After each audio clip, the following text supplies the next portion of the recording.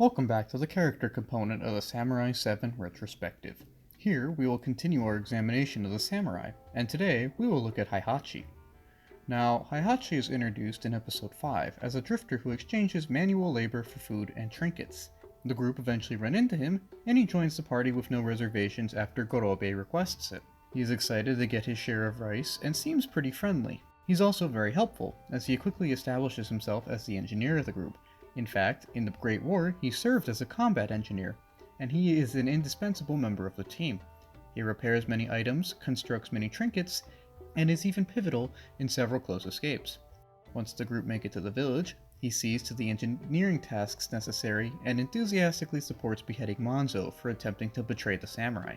He constructs the giant ballista for the village and helps the team defeat the bandits after this, and, with victory, he stays behind to help rebuild Kana, though he eventually does join up with the remaining samurai when they resolve to destroy the capital and take down the emperor. As he does so, he and Kanbei have a talk where Heihachi reveals that he has lived with the guilt of betraying his old platoon since the end of the war, and he looks to atone for it. This is also why he hates betrayal, and seems to want to decapitate anyone even considering it. Having already figured all of this out though, Kanbei welcomes Heihachi to the final battle, and this final battle does see Heihachi redeem himself, as he successfully sacrifices himself to destroy the capital's engine, and thus bring it down and save Kana village. This leads us to examine Heihachi's character, which is a surprisingly complex one. He is a certified samurai, but doesn't really seem to hold himself up as one. Instead, he kinda just does his own thing and tries to live a carefree life. He's a very friendly man, and seems to enjoy simply living. He often parrots Kurobe's statement that one must laugh when times get tough, and his friendly nature helps hide the shame and self-loathing that is deep within him. It is not a facade though, and as someone aware of the fragile nature of life, he seems to be genuinely grateful for the fact that he is alive. He knows that life is precious and that he should treasure it.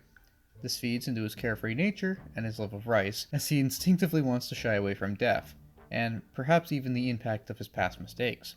He is aware of them, however, quite self-aware, and thus isn't shy about his lack of swordsmanship and his love of rice.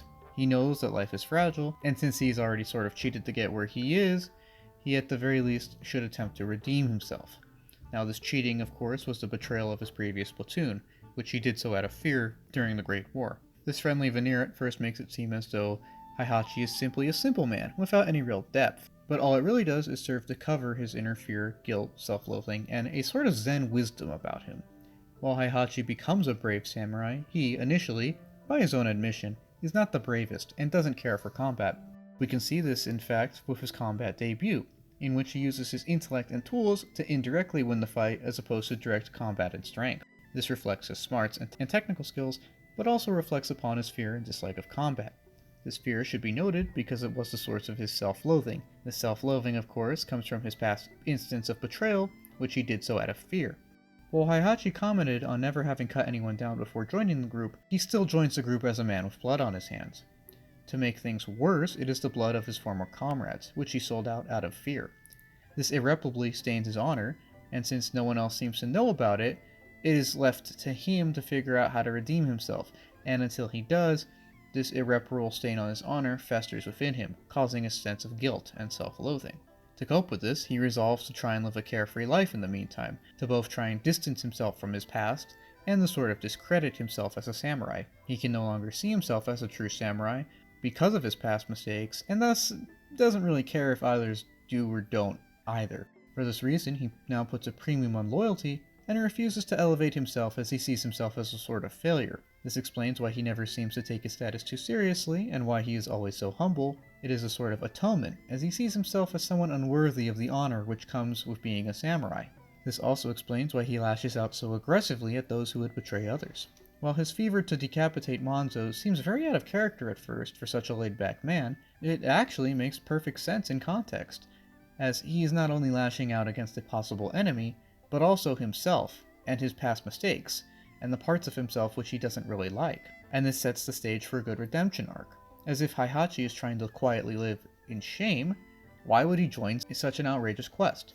He does so because he knows that he's tired of having to live with himself and not doing anything about it.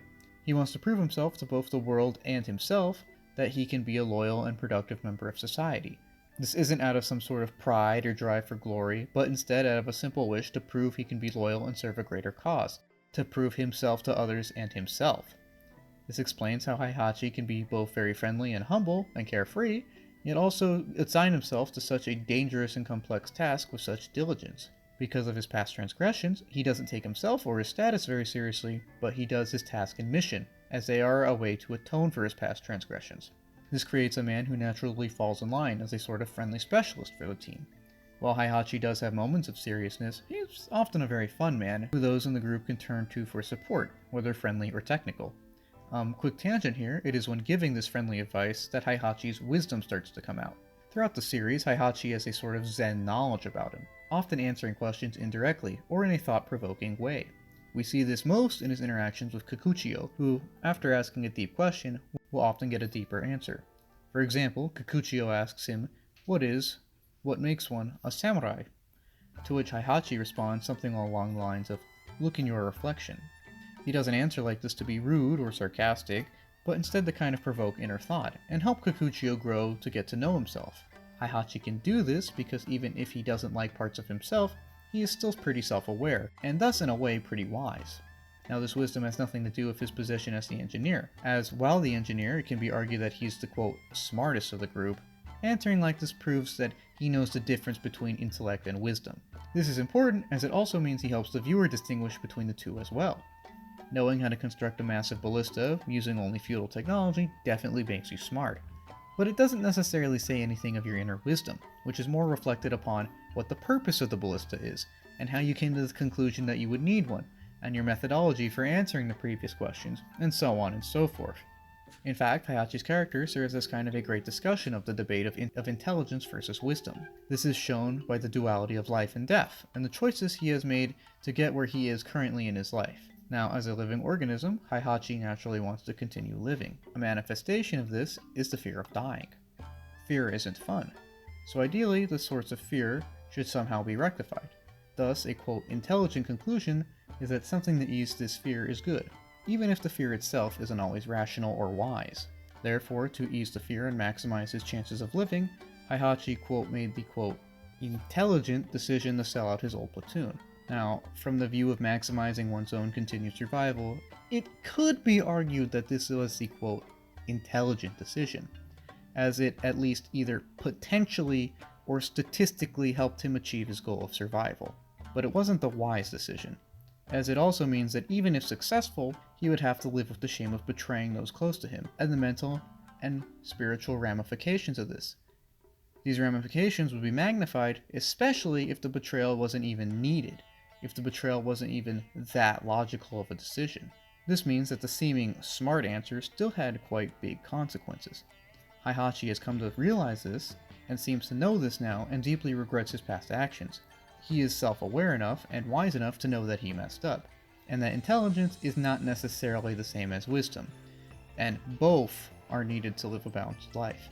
His past actions, which were seemingly guided out of either an instinctual or cold intelligence, have led him to completely reevaluate himself and look down upon himself for betraying others. And perhaps the pain of this is even where Heihachi has got his current wisdom from. Anyways, it is nice that Heihachi helps to distinguish between the two, because doing so helps bring out and emphasize some of the key themes of the production. He can do this because he is both intelligent and wise. In fact, this wisdom, not his intellect, seems to be another driving factor for him joining the team, as he is self-aware enough to know that he wants a chance to redeem himself so he can finally move on. His self-awareness helps him put the mission above himself by installing an odd mix of humble confidence and self-loathing drive. It should be noted his humility helps him get along well with basically everyone the vast majority of the time, and his drive ensures he's always there for them, never to falter again. In fact, he values all those alongside him because they and their quests are the ones giving him such a chance to redeem himself. And redeem himself he does. While initially fearful behind the scenes, Heihachi doesn't shy from combat once he joins the team, and engages in it regularly. He shows himself to be quite skilled, even though he doesn't say he is, and he overcomes his inhibitions, eventually unflinchingly sacrificing himself for the greater good. While betraying one's comrades might have been the quote intelligent thing to do in the past, Heihachi now knows that it was never the wise thing. He also knows that he must live according to a sort of code of honor if he ever wishes to redeem himself, because being true to oneself is a wise thing to do, because it means that you can live with oneself and grow as a person. He's come to terms with his past though, and now an even wiser man decides that he should take one for the team and the greater good. While he laments having to die, he does so to strike down the capital, and for the greater good, and with his final redemptive sacrifice, pushes that detonator with a smile, knowing that he has finally redeemed himself.